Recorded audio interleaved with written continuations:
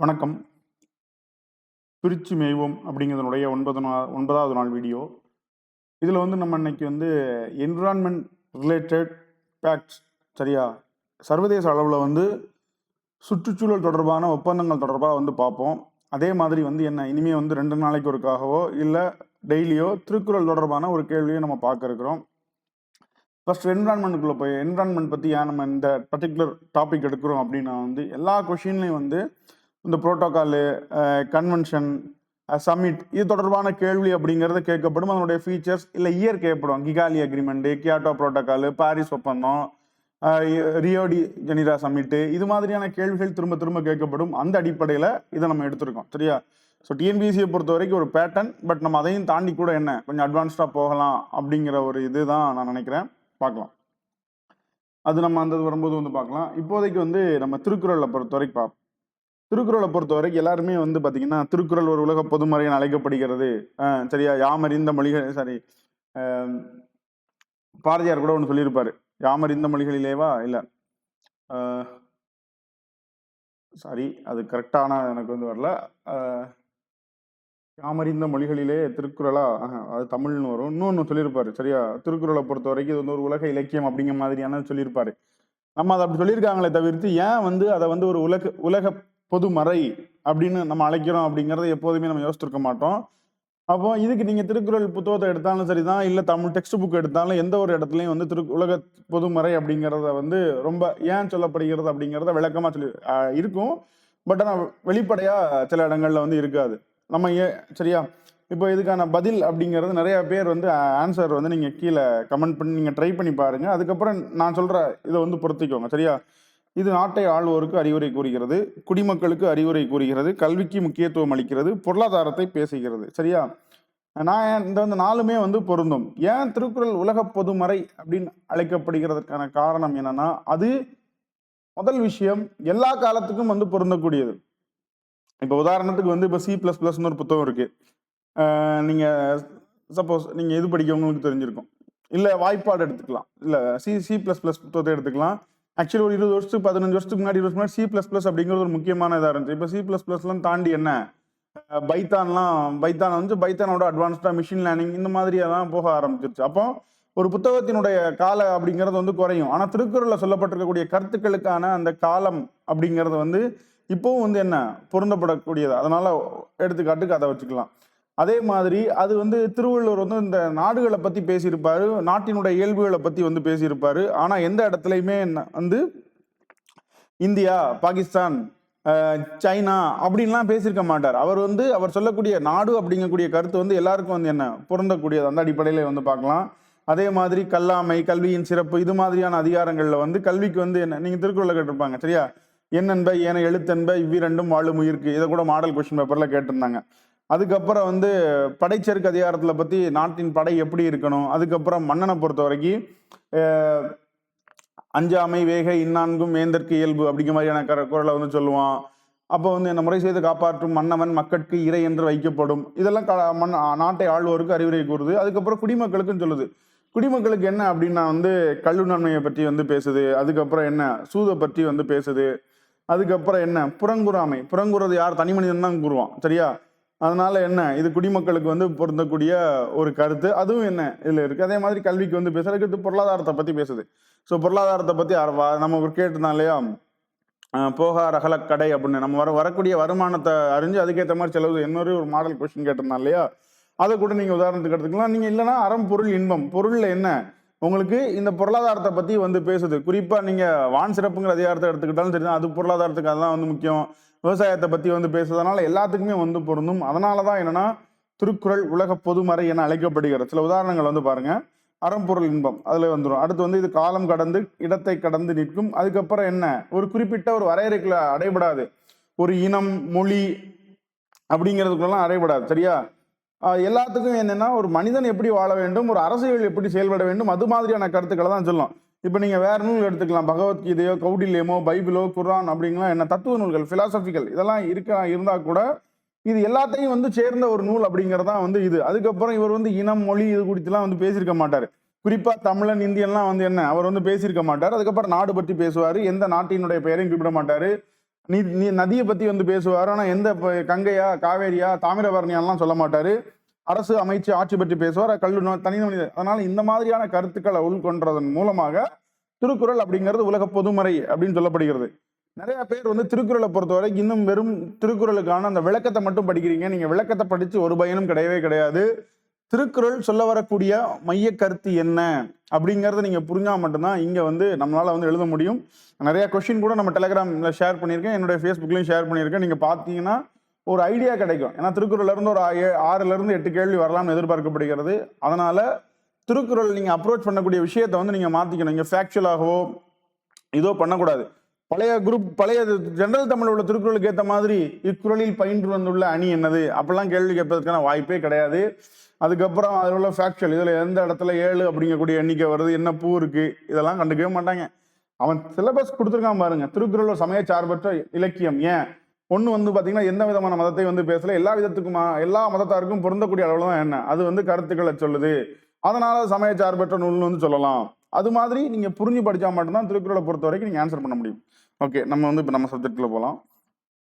சரியா? ப்ரூட்லேண்ட் அறிக்கை அப்படிங்கிறது, இந்த ப்ரூட்லேண்ட் அறிக்கை அப்படிங்கிறது 1987 வந்து கொடுத்தாங்க. இது வந்து சஸ்டைனல் டெவலப்மெண்ட் அப்படிங்கிறத கொடுத்தாங்க. சஸ்டைனல் டெவலப்மெண்ட் அப்படிங்கக்கூடிய கருத்துல இருந்து நிறைய விஷயம் வந்துகிட்டே இருக்கு. இப்போ முதல்ல வந்து MDGங்கிற ஒன்று டெவலப் பண்ணாங்க, மில்லேனியம் டெவலப்மெண்ட் கோல்ஸ். சரியா? மில்லேனியம் இலக்குகள் அப்படிங்கிறது 2015 வரைக்கும் டார்கெட் வச்சாங்க. 2000 இருந்து 2015 வரைக்கும் ஒரு 8 குறிக்கோள் வச்சிருந்தாங்க. அதுல வந்து எப்படியெல்லாம் வந்து அடையணும் அப்படிங்கிறதெல்லாம் வந்தாங்க. பட் அதெல்லாம் இதாகல. இப்போ என்ன SDG, சஸ்டைனல் டெவலப்மெண்ட் கோல்ஸ், நிலையான மேம்பாட்டு இலக்குகள் அப்படிங்கிறது. இப்போ இந்த நிலையான மேம்பாட்டு இலக்குகள்ல மொத்தம் 17 குறிக்கோள்கள் இருக்கு. அதுல எல்லா குறிக்கோளும் வந்துடும். தனி மனிதனுக்கு கல்வி அளிப்பது, பவர்ட்டி ரிடக்ஷனு, சுகாதாரம், கல்வி, மருத்துவம், இந்த மாதிரி என்னென்னலாம் ப்ரியாரிட்டி செக்டார் இருக்கோ எல்லாத்தையுமே வந்து கொண்டு வந்துடுவாங்க. அதெல்லாம் நமக்கு தேவையில்லை. சஸ்டைனல் டெவலப்மெண்ட் அப்படிங்கக்கூடிய ஒரு கருத்தை கொடுத்தது என்னன்னா இந்த ப்ரூட்லேண்ட் அறிக்கை அப்படிங்கிறது. நிலையான மேம்பாடு என்னன்னா எதிர்கால சந்ததியினருக்கு அவர்களை பாதிக்காதவன நம்ம வந்து வளங்களை பயன்படுத்தணும் அப்படிங்கிறதான் இந்த ப்ரூட்லேண்ட் அறிக்கை, அதனுடைய முக்கியத்துவம். அடுத்து வந்து புவி மாநாடு. இந்த கேள்வி நிறைய டைம் கேட்டிருப்பாங்க. இல்லை ரியோடி சம்மிட் அப்படிங்கிறது, ரியோ உச்சி மாநாடு.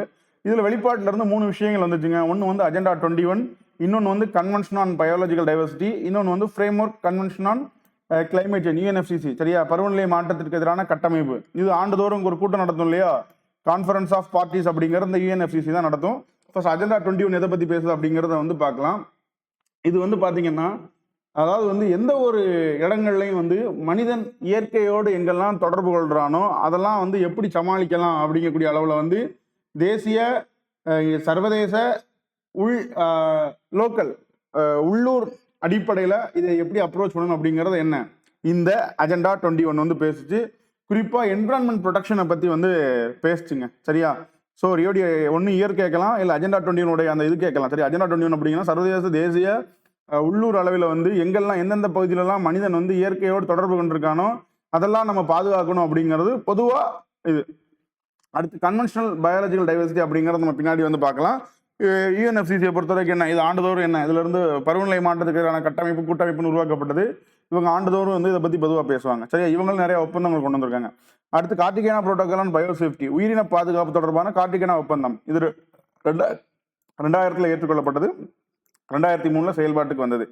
இது வந்து பாத்தீங்கன்னா இதன் மூலமா வந்து ஜெனடிக்கலி மோடிஃபைட் ஆர்கனைசம் இருக்கு இல்லையா, மரபணு மாற்றப்பட்ட உயிரினங்கள் வந்து ஒழுங்குபடுத்தப்படலாம். ஸோ இன்னென்ன விஷயங்கள்ல இந்த விதிகளுக்கு உட்பட்டு நீங்க பண்ணணும் அப்படிங்கிறாங்க. அது வந்து இந்த கார்டிகேனா புரோட்டோகால் வந்து சொல்லுது. அடுத்து நகோயா புரோட்டோகால். நகோயா புரோட்டோகால் வந்து பாத்தீங்கன்னா இந்த கன்வென்ஷன் ஆன் பயாலஜிக்கல் டைவர்சிட்டி இருக்கு இல்லையா, இதுல கிடைக்கக்கூடிய விஷயத்தை வந்து வெளிப்படையா அதனுடைய பயன்களை வந்து எல்லாரும் வந்து சரிசமமா பகிர்ந்து கொள்ளணும் அப்படிங்கிறத சொல்றாங்க. சரியா? பயாலஜிக்கல் டைவர்சிட்டில இருந்து கிடைக்கக்கூடிய பயன்பாடுகள். ஸோ நீங்க டைவர்சிட்டி வந்து படிச்சிருப்பீங்க, 3 இருக்கு அப்படிங்கிறது.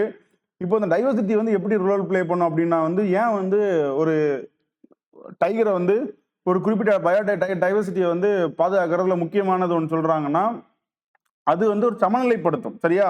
அந்த சமநிலைப்படுத்துவதன் மூலமா வந்து அங்க வந்து மான்களுடைய எண்ணிக்கை வந்து குறைக்கப்படும். அதே மாதிரி வந்து என்ன, காடுகளுடைய எண்ணிக்கை வந்து இதுவா இருக்கும். அது வந்து என்ன, நீர்நிலைகளை பாதுகாப்பதற்கான ஒரு வழிமுறையாக கூட இருக்கும். இது மாதிரி நிறைய விஷயங்கள் இருக்கு.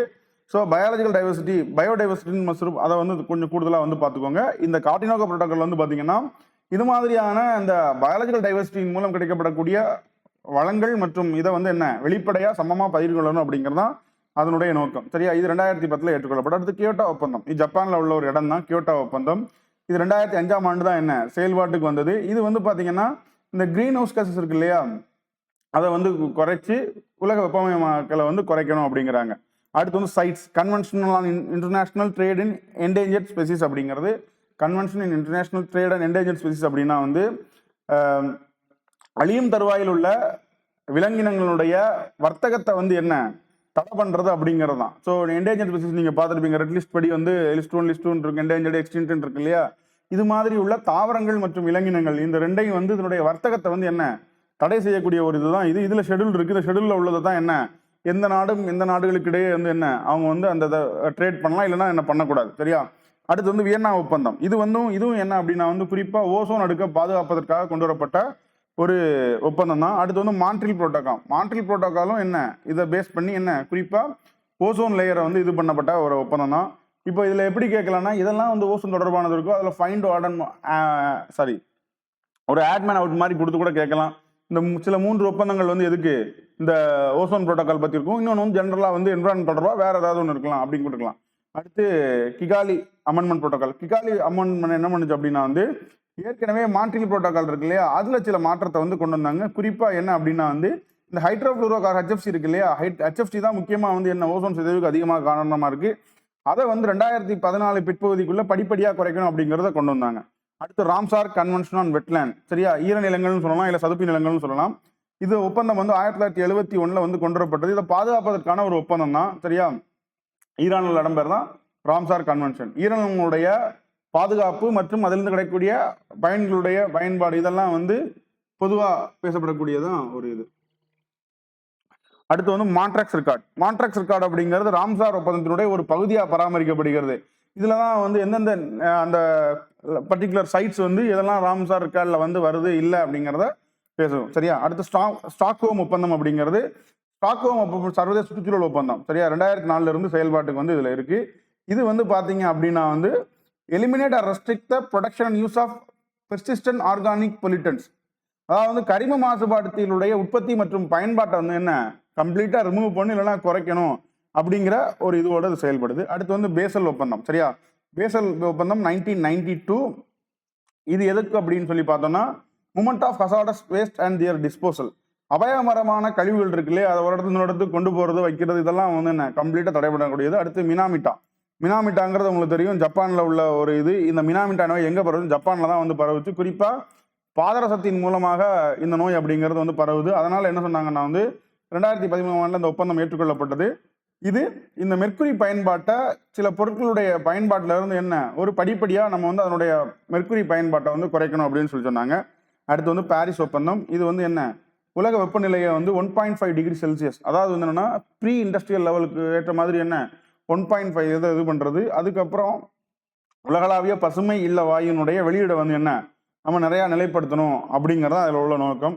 சரியா, நம்ம வந்து குரூப் 1 குரூப் 2 இதுக்கான கிளாஸஸ் வந்து என்ன நம்ம வந்து ஸ்டார்ட் பண்ண இருக்கிறோம். ஸோ இந்த நம்பருக்கு நீங்கள் கால் பண்ணுங்க, சொல்கிறோம். நவம்பர் 22 இருந்து சென்னை, திருநெல்வேலி, தென்காசி 3 இடத்துல என்ன நமக்கு வந்து கிளாஸஸ் ஸ்டார்ட் ஆகும். ஸோ ஷெடியூல் நான் அப்டேட் பண்ணுறேன். இதை பற்றின டீட்டெயில்ஸ் நான் தனியாக கொடுக்குறேன். சரியா. ஸோ பிரிச்சு மேவுங்கிற தலைப்பில் நீங்கள் என்ன டாபிக் வேணாம்னு சொல்லலாம், அதை பற்றியும் நம்ம என்ன டிஸ்கஸ் பண்ணுவோம். தேங்க்யூ.